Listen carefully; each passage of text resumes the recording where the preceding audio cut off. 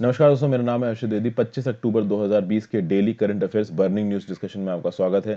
पहले बता दूं, आज संडे है तो द हिंदू का एडिटोरियल आज नहीं आएगा। काफ़ी सारी मैं स्पेक्ट्रम की वीडियोस आपको अवेलेबल करवाऊंगा। करंट अफेयर्स की वीडियो जो इंडिविजुअल टॉपिक्स की हैं वो कोशिश करूंगा मैं डालने की। तो शुरुआत करते हैं दोस्तों। आगे बढ़ने से पहले इंस्टाग्राम पे फॉलो कर लीजिए, आपके सारे जेन्युइन डाउट्स के वहाँ पे जवाब दूंगा। टेलीग्राम ग्रुप ज्वाइन कर लीजिए, वहाँ पे आपको इस लेक्चर की पीडीएफ मिल जाएगी। मेरी मदद करने के लिए आप चैनल पे ज्वाइन बटन दबा के चैनल के मेंबर भी बन सकते हैं। कुछ एक्स्ट्रा वीडियोस आपको वहाँ पे मिल जाएंगी। पहली न्यूज निकल के आ रही है, extra interest charge to be credited by 5 November. आपको पता ही है कि सरकार ने डेप्ट मोरेटोरियम दिया था 6 महीने के पीरियड के लिए। कब से लेके कब तक? 1 मार्च से 31 अगस्त के लिए 2 करोड़ तक के लोन जो कि एमएसएमईज ने ले रखे हैं या रिटेल बोरोवर्स यानी कि इंडिविजुअल बोरोवर्स ने ले सकते हैं, घर खरीदने के लिए, हाउसिंग के लिए, कंज्यूमर ड्यूरेबल्स के लिए, ऑटोमोबाइल्स के लिए, एजुकेशन के लिए। तो इंडिविजुअल बोरोवर्स और एमएसएमईज ने जो भी लोन लिए हैं 2 करोड़ रुपए तक की जिनकी आउटस्टैंडिंग है, उनको ये डेप्ट मोरेटोरियम की ये स्कीम दी गई थी 1 मार्च से लेकर 31 अगस्त तक की। बाद में इसके ऊपर काफी बहस हुई और ये पूछा जाने लगा कि अगर आपने ये डेप्ट मोरेटोरियम दिया तो क्या इंटरेस्ट, क्या ये जो कंज्यूमर्स हैं इनको इंटरेस्ट वापस करना है? तो बाद में सरकार ने बोला कि देखिए इंटरेस्ट तो वापस करना पड़ेगा। बैंकों ने भी बोला इंटरेस्ट वापस करना पड़ेगा, नहीं तो हमें बहुत नुकसान होगा। तो सुप्रीम कोर्ट ने सरकार से और बैंकों से पूछा कि जब आपको इंटरेस्ट वापस लेना ही था तो आपने डेप्ट मोरेटोरियम दिया क्यों? क्या मतलब है इस डेप्ट मोरेटोरियम का? क्योंकि इस 6 महीने के पीरियड में जो इंटरेस्ट देना था इंडिविजुअल बोरोवर्स को, उसके ऊपर भी इंटरेस्ट लग रहा है। इंटरेस्ट तो समय के साथ लगता जाता है ना। तो या तो आप पूरा का पूरा इंटरेस्ट माफ करो या कम से कम इंटरेस्ट ऑन इंटरेस्ट तो मत लो, कंपाउंड इंटरेस्ट तो मत लो।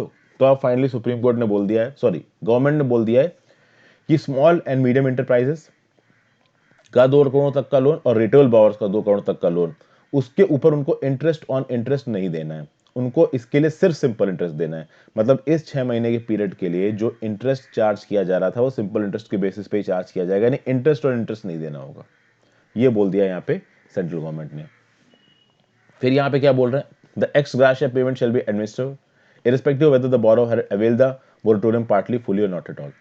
यहाँ पे एक बात भी बोली गई है कि देखिए बहुत सारे ऐसे लोग होंगे जिन्होंने डेप्ट मोरेटोरियम लिया ही नहीं होगा।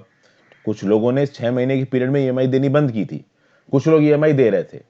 तो जो लोग ईएमआई दे रहे थे उनको भी आप कह सकते हो कि सिंपल इंटरेस्ट के बेसिस पे पैसा चार्ज किया जाएगा, या फिर आप कह सकते हो कि डेप्ट मोरेटोरियम में कुछ समय का पीरियड यूज किया, कुछ समय का पीरियड यूज नहीं किया। तो 6 महीने का डेप्ट मोरेटोरियम मिला जिसमें से उन्होंने 3 ही महीने की पेमेंट की, 3 महीने की पेमेंट नहीं की।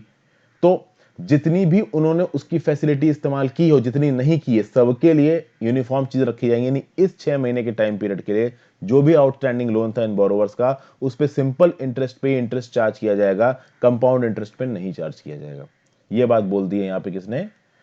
सेंट्रल गवर्नमेंट ने। ठीक है, तो ये एक न्यूज थी, जनरल स्टडीज पेपर 3 में आप काम आएगी। बस इतना समझिए, interest on interest first time में जितना उनको इंटरेस्ट देना था, यानी कि 6 महीने में जो ईएमआई जानी थी वो ईएमआई तो कंज्यूमर्स देंगे, लेकिन जिन्होंने उस ईएमआई को नहीं दिया है और बाद में उसके ऊपर इंटरेस्ट पे इंटरेस्ट लगता जा रहा है, वो नहीं देंगे।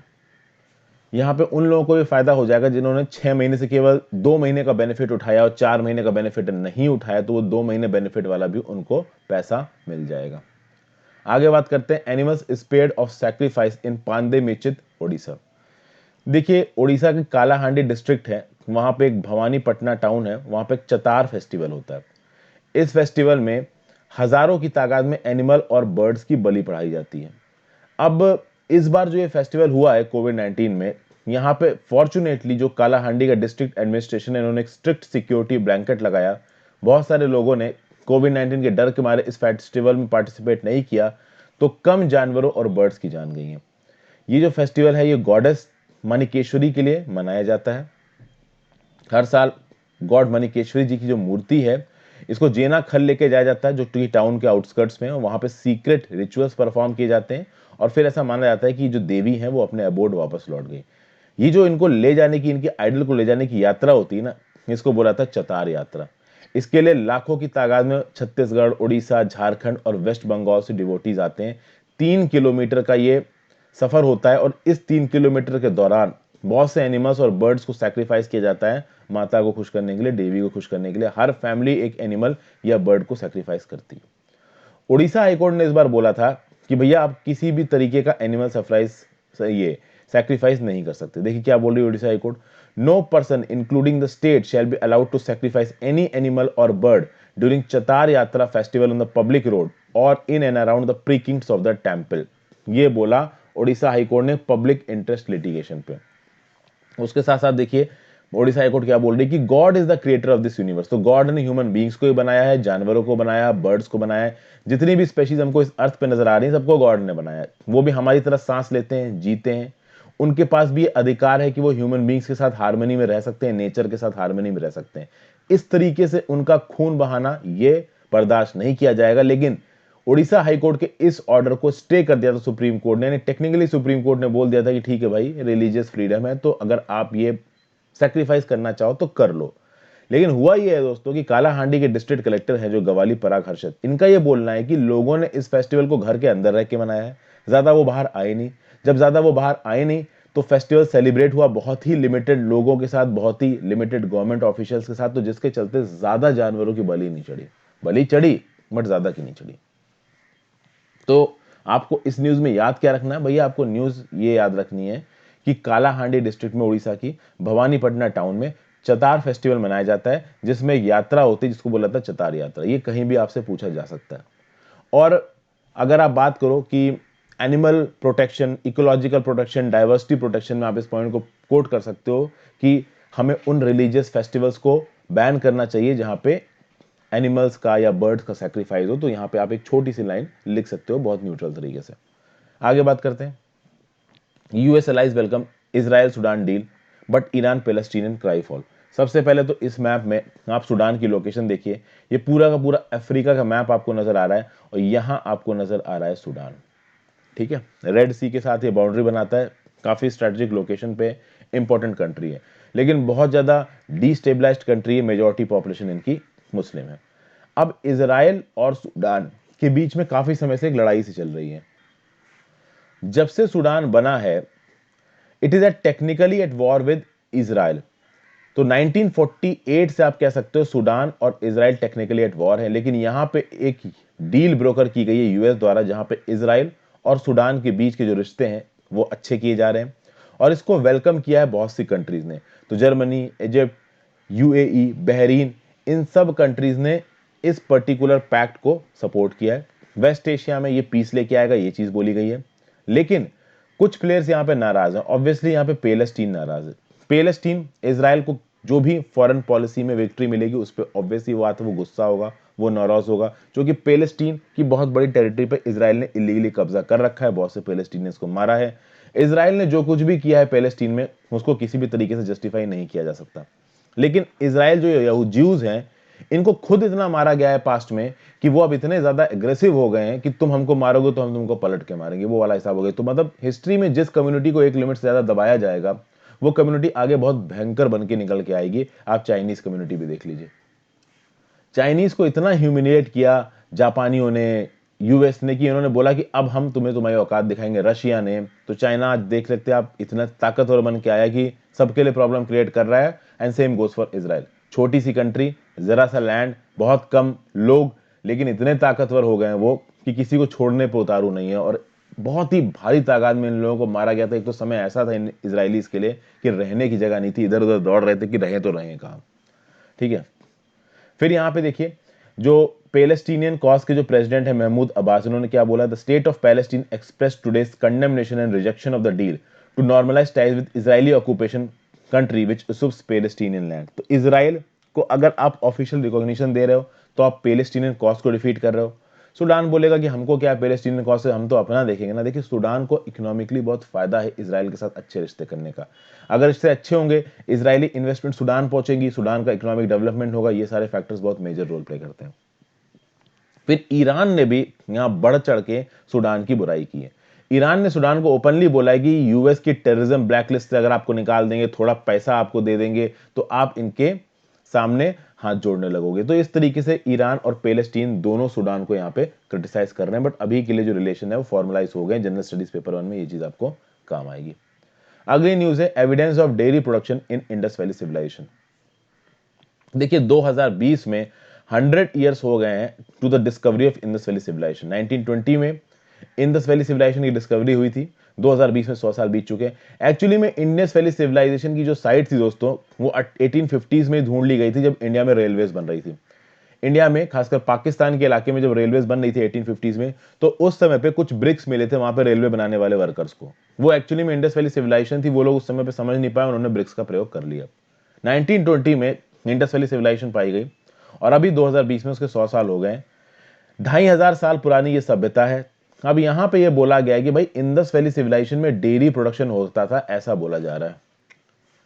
तो इन लोगों ने क्या किया है कि जो इनके एंशिएंट पॉट्स हैं, उन पॉट्स के अंदर जो भी लिक्विड ये स्टोर करते थे, उस लिक्विड की स्टडी करके इन्होंने ये पता किया है कि भाई इंडस वैली सिविलाइजेशन में डायरेक्ट एविडेंस है डेयरी प्रोडक्ट प्रोसेसिंग का, यानी कि इंडस वैली सिविलाइजेशन में डेयरी प्रोडक्ट को इस्तेमाल किया जाता था।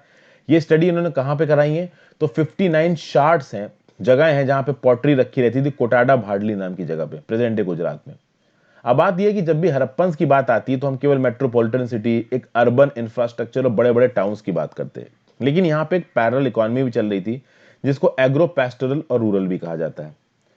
तो उनकी अर्बन प्लानिंग, ट्रेडिंग सिस्टम और ज्वेलरी मेकिंग के साथ साथ जो एग्रो पैस्टोरल और रूरल इकोनॉमी, उसके बारे में ज्यादा पता नहीं है, बट ये भी प्रेजेंट थी। अब सवाल उठता है कि इतने सालों बाद, जब इतने 1000 साल बीत गए, तो आपको डेयरी के साक्ष्य मिले कैसे, डेयरी का प्रूफ मिला कैसे? तो भाई बताया गया कि मॉलिक्यूलर एनालिसिस टेक्निक को यहाँ पे डिप्लॉय किया गया। जो एंशिएंट पॉटरी के रेजिड्यूज बचे हुए हैं, अब ये जो पॉट्स होते हैं पोरस होते हैं। पोरस तभी तो आप देखिए देखिए घड़े में जो आप पानी पीते हो, आपको पानी गर्मी में भी ठंडा मिलेगा। क्यों?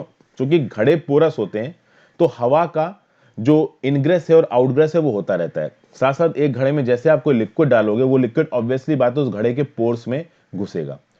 तो ये जो पॉट्स हैं ये पोरस हैं, तो कोई भी लिक्विड फॉर्म ऑफ फूड उसमें डाला जाएगा तो ये जो पॉट्स वो उसको कुछ हद तक अब्सॉर्ब कर लेंगे अपने पोर्स में। तो कहीं ना कहीं फैट्स और प्रोटीन्स के जो मॉलिक्यूल्स है ना, वो उन पोर्स में रह जाएंगे, और उन मॉलिक्यूल्स को अब स्टडी किया जा रहा है C16 और C18 एनालिसिस से, पता करने के लिए कि क्या इसमें एक समय पे लिपिड्स थे और लिपिड्स पाए गए हैं। तो कहा जाता है कि ये जो बॉल था, हो सकता है या तो इसको दूध गर्म करने के लिए या घी को गर्म, ये दही को गर्म करने के लिए इस्तेमाल किया जाता हो। परफोरेट वेसल्स मिले हैं, परफोरेटेड वेसल्स मिले, इस तरीके के वेसल्स एंशिएंट यूरोप में चीज सर्व करने के लिए काम आते हैं। तो मोस्ट प्रोबेबली हो सकता है कि प्रोसेस्ड मिल्क को इंडस वैली सिविलाइजेशन में भी इस्तेमाल किया जाता हो।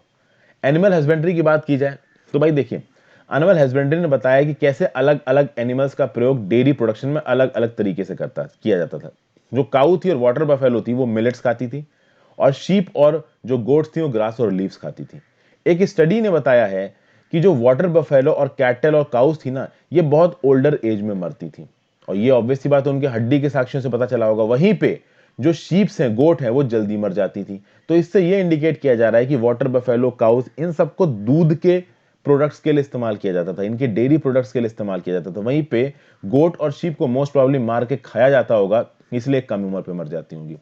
तो भले ही आज की डेट में काउज, वाटर बफेलोज ये सब नहीं है, लेकिन कहीं ना कहीं उनकी हड्डियां तो पड़ी मिली ही होंगी ना। तो उन हड्डियों की ऑब्वियस सी बात है मॉलिक्यूलर एनालिसिस करके और कार्बन डेटिंग करके उन्होंने इन फैक्ट्स को निकाला होगा। फिर वो ये बता रहे हैं कि हड़प्पन एरा में एक proper industrial level of dairy exploitation था। इंडस वैली सिविलाइजेशन में मैसिव स्केल पे, इंडस्ट्रियल स्केल पे डेयरी को प्रोड्यूस किया जा रहा था, और उस डेयरी को दूसरे सेटलमेंट्स में प्रोवाइड किया जाता होगा जहां पे डेयरी की कमी होगी।